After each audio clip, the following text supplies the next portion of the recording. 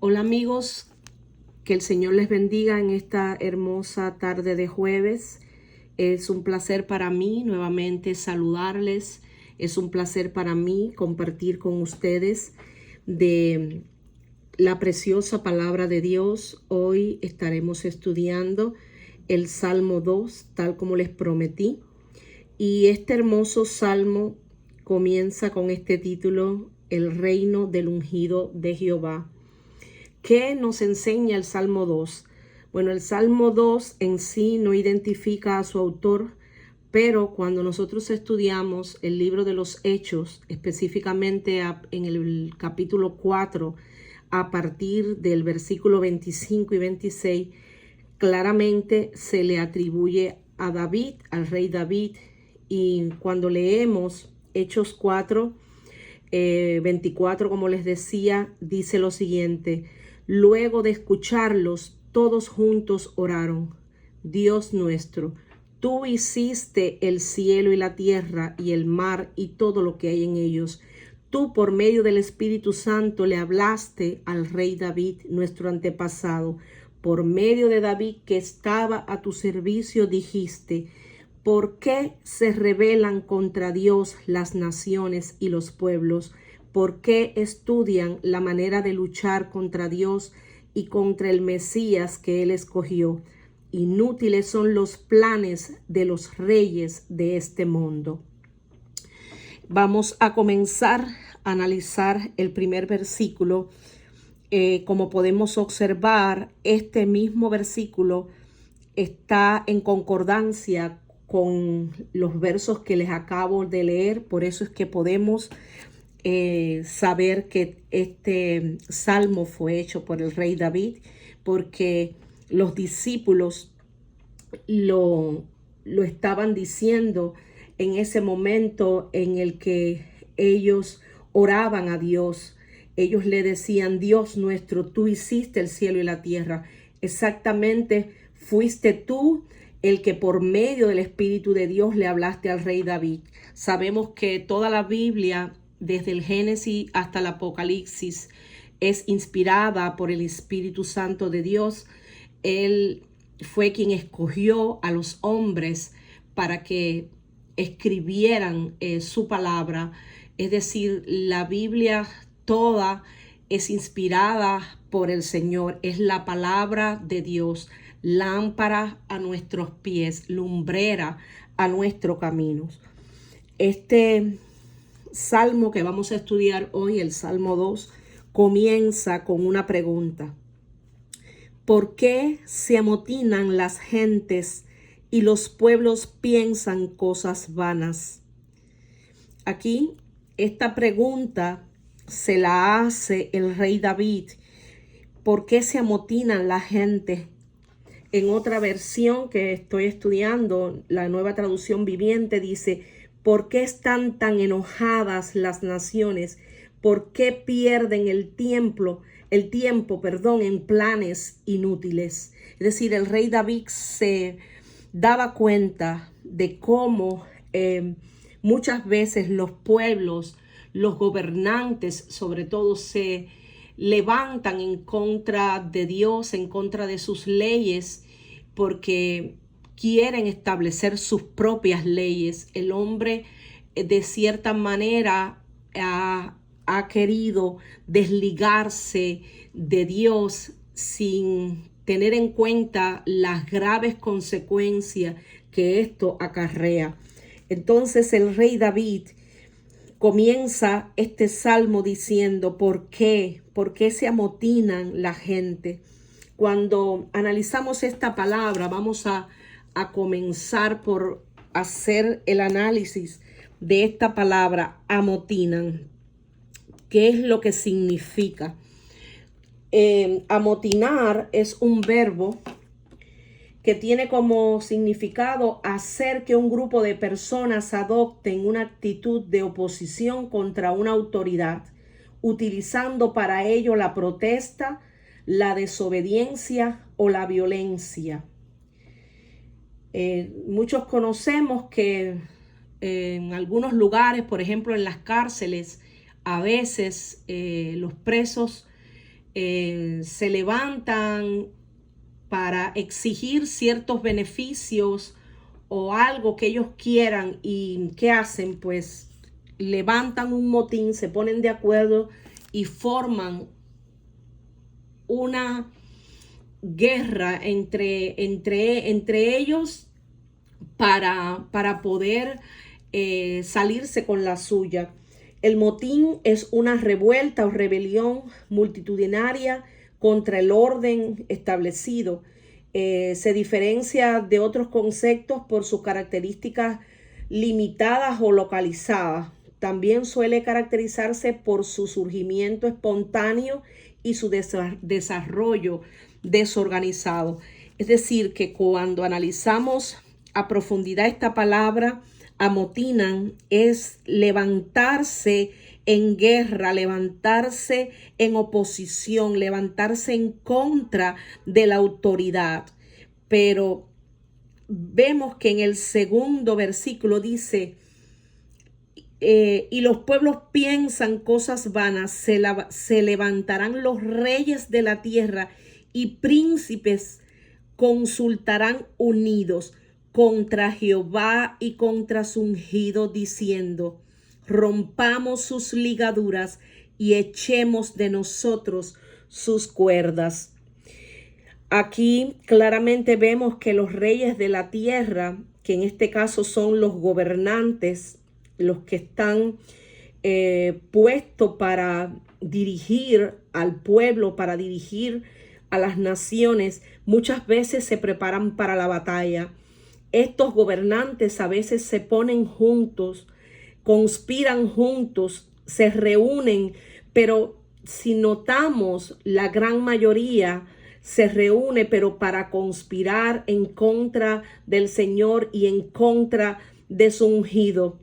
Por eso es que muchas veces vemos que hay tanta maldad, que hay tanta falta de justicia entre los seres humanos. Es decir, hay demasiadas guerras y una situación tremenda. ¿Por qué? Porque la gente no se quiere volver a Dios. La gente le ha dado la espalda a Dios, comenzando por los principales líderes. En este caso se refiere específicamente a los gobernantes, pero también cuando analizamos, dice, se levantarán los reyes de la tierra. Cuando vemos aquí la palabra reyes, se refiere específicamente a los gobernantes, y príncipes consultarán unidos. Esta porción de la escritura no solamente se refiere en este caso a seres humanos, sino también vemos cómo el enemigo, que el Señor los reprende en esta hora, el diablo, dice que él es el príncipe de este mundo, y él lo primero que hizo fue levantarse en contra de Dios, levantarse en contra de él, queriendo ocupar el lugar de Dios, y por eso es que es despojado y es arrojado del cielo, es expulsado del cielo por su rebelión, por su desobediencia. Esto es lo primero que él hace, pero precisamente al él estar en la tierra, estar tratando de que los hombres también desobedezcan a Dios, pues lo que hace es tentarlos para que vayan en contra de la escritura, para que vayan en contra de lo que Dios ha establecido.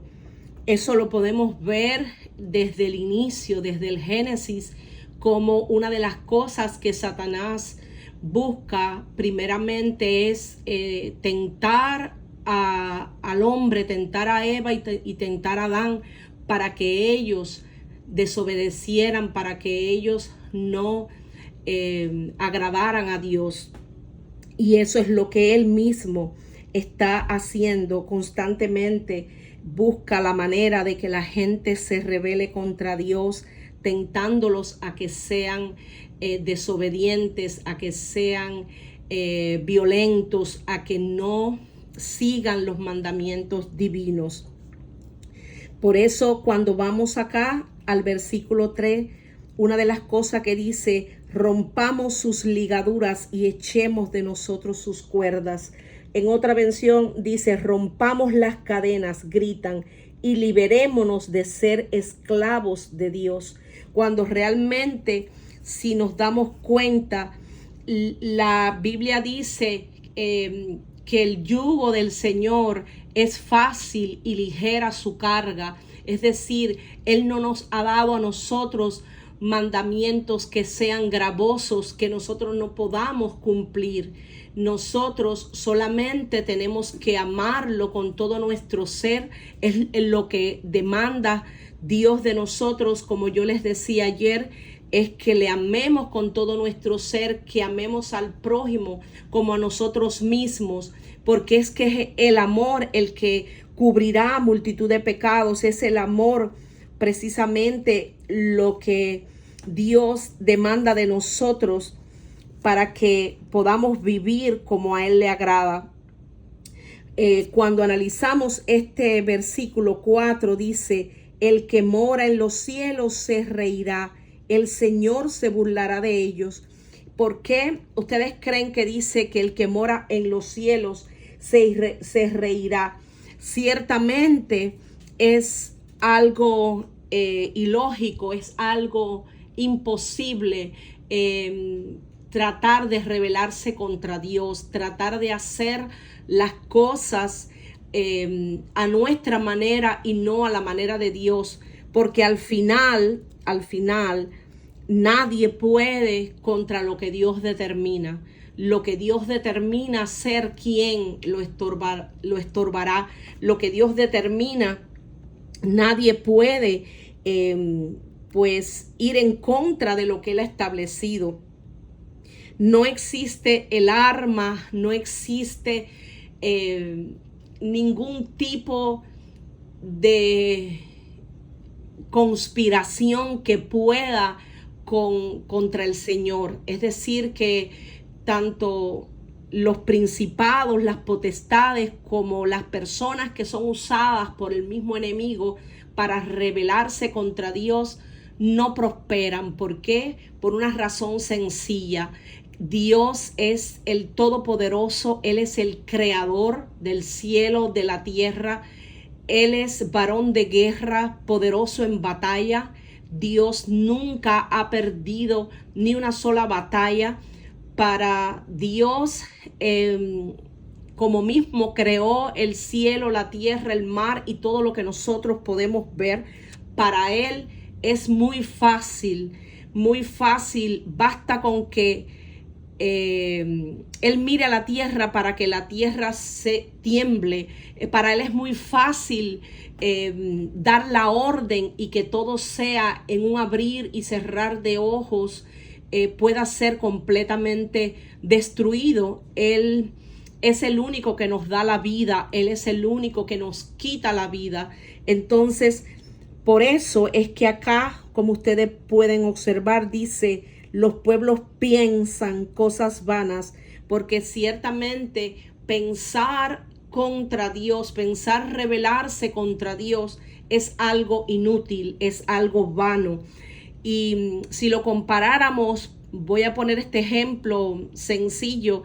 Imaginen que una hormiga quiera, por ejemplo, rebelarse contra una persona. ¿Qué puede hacer una hormiga contra un ser humano? Nada, ¿verdad? Lo más que puede hacer es picarle y ya.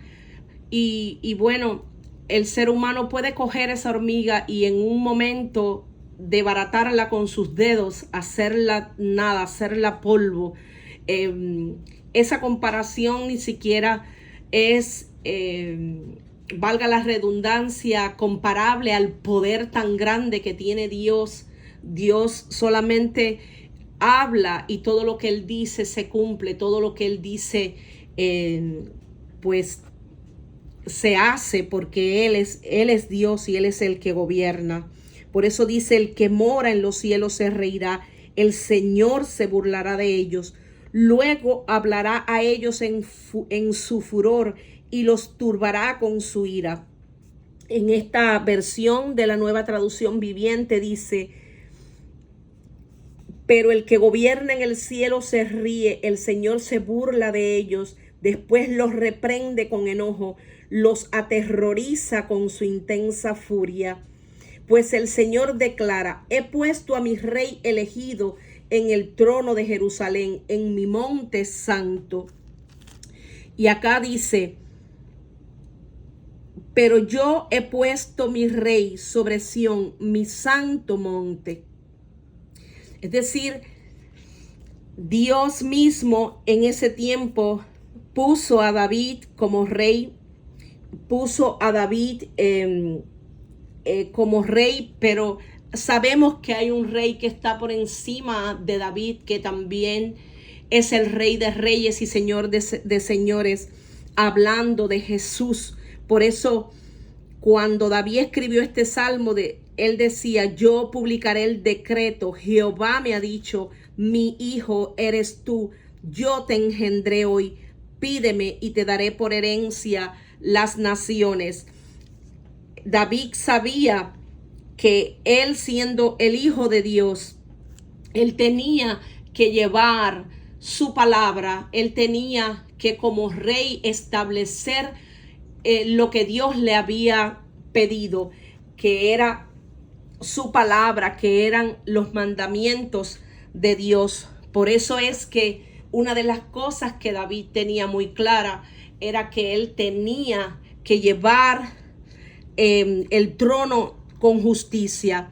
Ahora vamos a hacer el análisis de estos versos que están acá.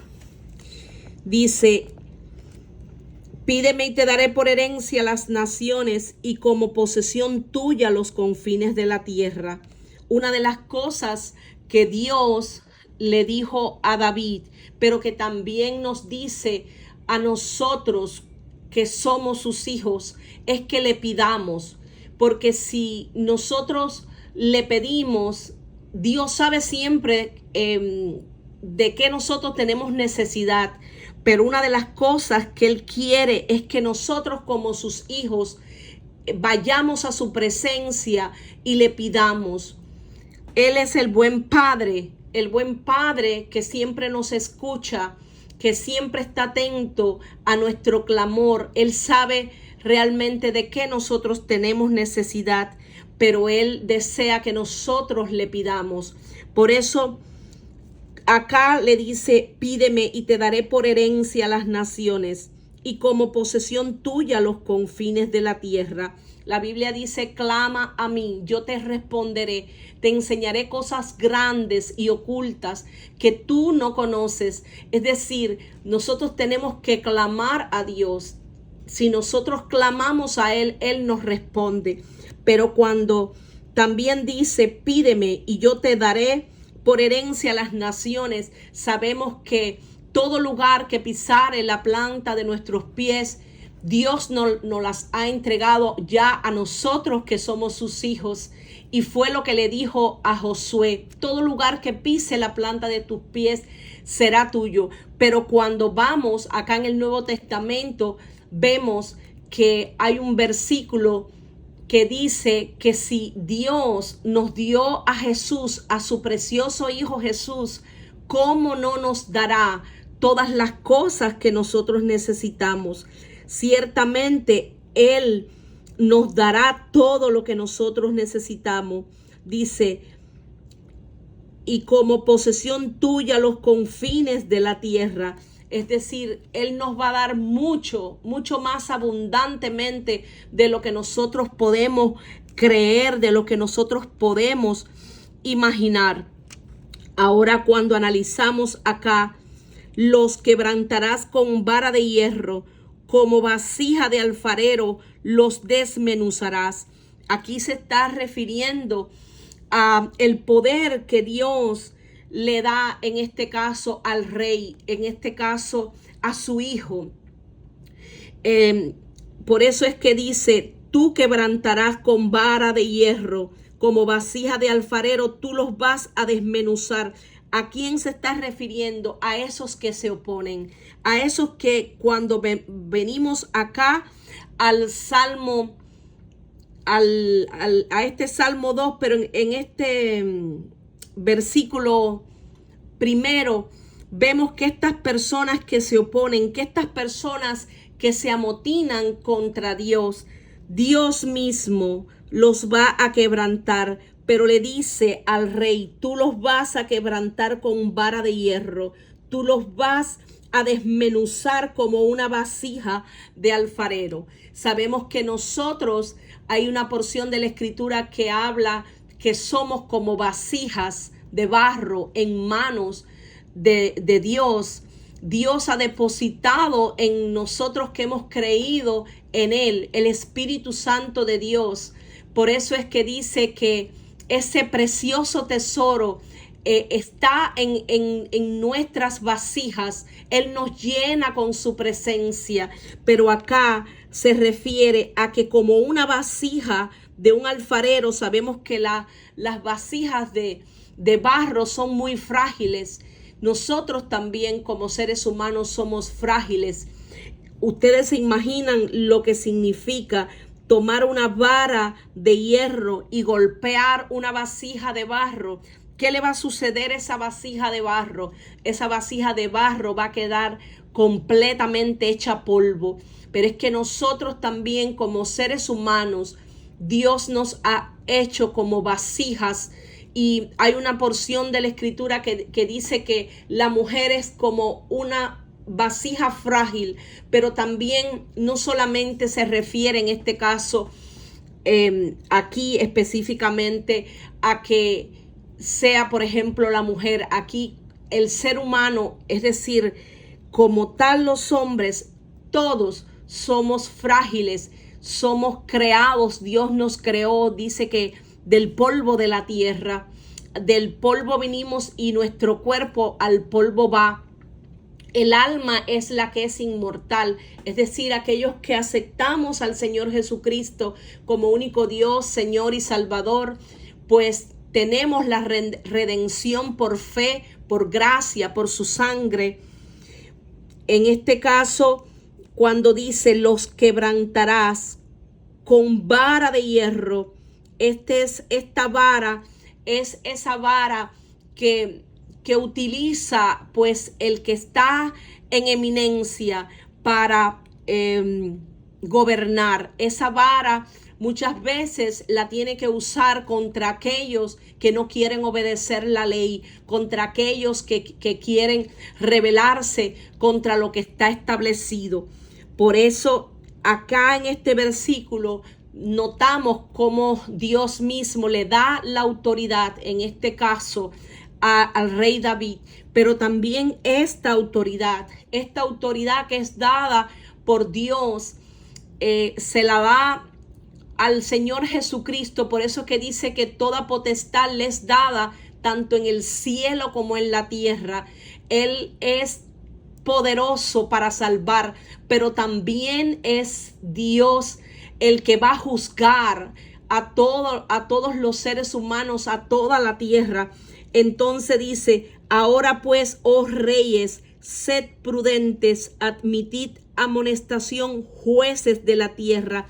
Aquí hay una advertencia donde Dios mismo dice por medio de David, oh reyes, es decir, gobernantes, pero también se refiere a los reyes, a los sacerdotes, a que nosotros como hijos de Dios tenemos que ser prudentes, tenemos que admitir amonestación, tenemos que admitir cuando muchas veces nos podemos equivocar, cuando muchas veces podemos hacer lo malo, tenemos que admitirlo, tenemos que arrepentirnos. Por eso es que en este versículo es como una advertencia donde Dios dice, ahora bien, ustedes reyes, actúen con sabiduría, quedan advertidos ustedes gobernantes de la tierra, sirvan al Señor con temor reverente y alégrense con temblor. Todos sabemos que aunque Dios nos ha salvado de la ira venidera, aquellos que le hemos recibido, sabemos que en este caminar tenemos que andar agradando siempre al Señor en todo. Por eso que hay una porción de la Escritura que dice que tenemos que cuidar nuestra salvación con temor y con temblor. Y este temor y este temblor se refiere a un temor reverente, no es a miedo a Dios, sino a tener reverencia hacia Él, porque ciertamente Él es Dios, Él es el Rey de toda la tierra. Él no es como nosotros los hombres. Él es la persona más maravillosa que existe y quiere para nosotros siempre lo mejor. Por eso es que nosotros tenemos que respetarlo, nosotros tenemos que amarlo, porque Él quiere realmente bendecirnos.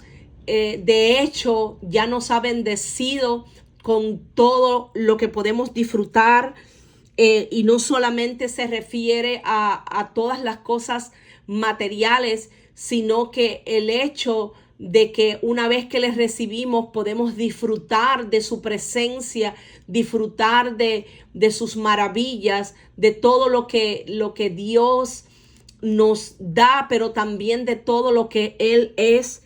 Y por eso es que Él dice: ahora pues, oh reyes, sed prudentes, actuar con prudencia, actuar con sabiduría.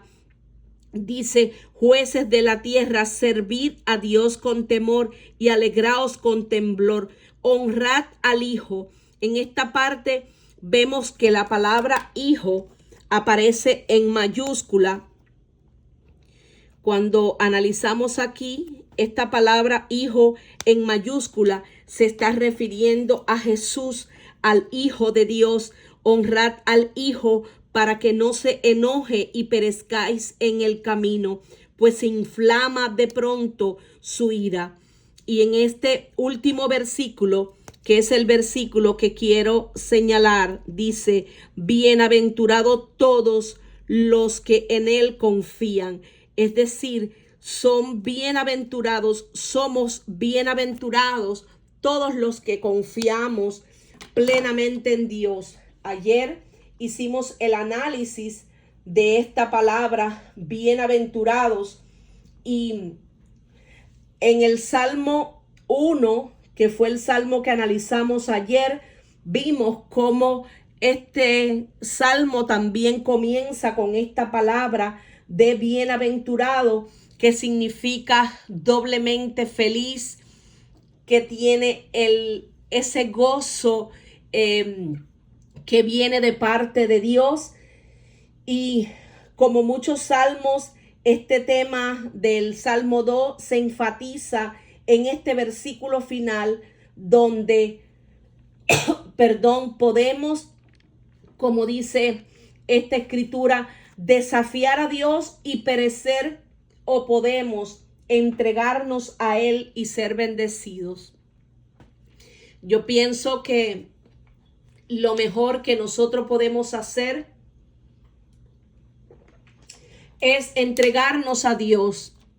Nosotros todos, cada día, entregarnos a Él, pues para ser cada vez más bendecidos.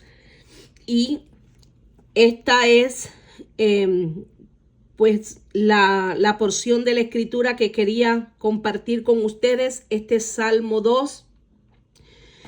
Siempre que estudiemos la Biblia, debemos de escudriñarla, buscando incluso otras versiones, porque en otras versiones pues nos ayuda a tener una comprensión pues mucho más profunda. Podemos buscar, si no conocemos alguna palabra, buscarla en el diccionario, porque eso nos ayuda pues a profundizar más en el tema. Y bueno, si alguno tiene alguna pregunta que quieran hacer, pues pueden dejarlo en los comentarios. alguien que quiera también hablar acerca del tema.